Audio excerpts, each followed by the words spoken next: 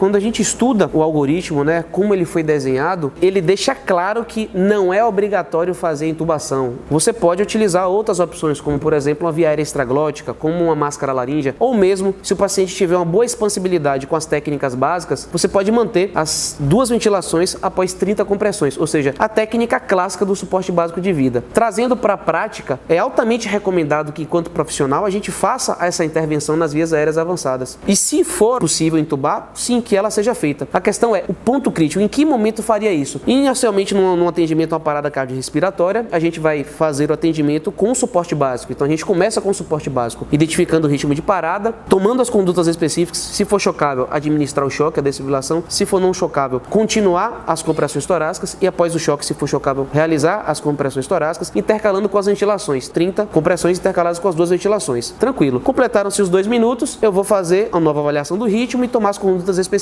A questão é, eu tenho outras coisas do suporte avançado que precisam ser feitas. E aí a gente tem, basicamente, algumas situações que eu posso destacar, que é estabelecer a monitorização cardíaca. Inicialmente, se o paciente chegou em parada cardíaca, você avalia o ritmo com as PAS. Como suporte avançado, você estabelece a monitorização cardíaca. Assim que o paciente chegou também, é prudente ter um acesso venoso pérvio para que seja administrada as medicações da parada cardíaca. E a gente tem também a intervenção avançada nas vias aéreas. Na minha prática do dia a dia, eu acho muito mais prático começar com o que é mais fácil de ser feito. Então, estabelecer a monitorização cardíaca seria a minha primeira conduta do suporte avançado. Na sequência, estabelecer um acesso venoso. E por último, costuma se deixar para fazer a intervenção avançada nas vias aéreas. Estou falando de intubação, porque se for máscara laríngea, por exemplo, você pode antecipar e fazer o quanto antes. Mas eu posso fazer uma outra consideração. Como cada paciente é um caso, é interessante considerar uma possível causa que levou à parada cardiorrespiratória. Porque, por exemplo, se você suspeita que hipóxia, falta de oxigênio para o paciente, associado ou a um desconforto respiratório, ou obstrução das vias aéreas, ou alguma coisa que levou a má oxigenação, é prudente considerar uma via aérea avançada o quanto antes, já que você tem que pensar também em tratar a possível causa da parada cardiorrespiratória. Então é interessante que não existe essa obrigatoriedade de fazer a intubação. O que você, enquanto emergencista, vai fazer é o julgamento técnico em cada situação, em que momento inserir. Inclusive, várias situações podem influenciar em que momento isso pode ser feito. Por exemplo, no cenário de suporte avançado de vida clássico de atendimento, né, como uma CLS, habitualmente a gente designa um médico para ser o líder do atendimento. Outro médico ficaria com a parte das vias aéreas. Então, o médico que lidera o atendimento, ele não participa da assistência. Então, fica cômodo você ter uma pessoa especificamente para o manejo avançado das vias aéreas, ela tentar o procedimento até no momento mais precoce. Ela pode tentar a intervenção avançada no momento mais precoce. Mas imagine eu, por exemplo, no cenário de atendimento pré-hospitalar. Eu sou um médico, tenho um enfermeiro como membro da equipe e um condutor socorrista. Com um número reduzido de pessoas, o atendimento fica muito mais difícil de ser realizado. A parte avançada fica mais complicada. Então, as coisas precisam de um tempo um pouco maior para serem inseridas. Então, eu tenho que garantir o quê? Uma boa compressão e a boa ventilação. Lógico, após a avaliação do ritmo cardíaco. E à medida que o atendimento vai acontecendo, devagarzinho, aos poucos, esses elementos vão sendo inseridos. E é dessa forma que eu costumo